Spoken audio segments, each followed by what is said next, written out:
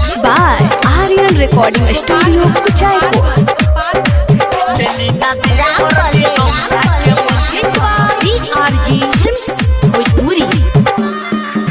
हाँ आ गई छठी के पावन परब जी, असो के छठ सुनी हमहू करब जी। हे जी सुनतानी करब जी। हाँ आ गई छठी के पावन परब जी, असो के छठ सुनी हमहू करब जी। सबके हुआ गई देखी ना घाट पर, लेली ना देवर जी दौरा के माथे पर, हाली से चली छठी माई के घाट पर। लेली ना देवर जी दौरा के माथे पर, हाली से चली छठी माई के घाट पर। लेली ना देवर जी दौरा के माथे पर,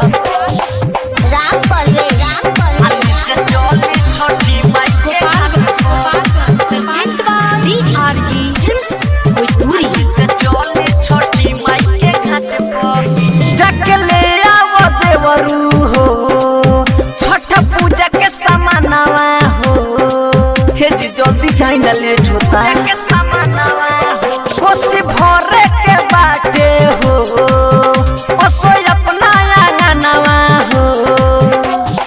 कुछ ना भोर पर लिखली ना हाथ पर, लेली ना देवर जी दौरा के माथे पर, हाली से चली माता चक के घाट पर। लेली ना देवर जी दौरा के माथे पर, हाली से चली छठी माई के घाट पर।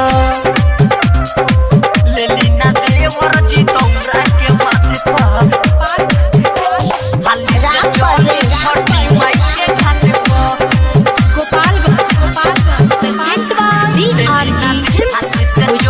छठी माई के घाट पर मंटू विशाल करी है हो पूजा के तैयारी हो। यदि सुनो तनी कोनो प्रकार के कमी ना होके चाहिए। छठी माई के घटिया हो, अनिल गई है भजनिया हो, रामपुर पे सुनी बजई है डीजे घाट पर। लेली ना देवर जी दौरा के माथे पर, हाली से चली माता चक के घाट पर। लेली ना देवर जी दौरा के माथे पर, हाली से चली पाचड़ी के घाट पर। Mix by Aryan recording studio Kuchaikot.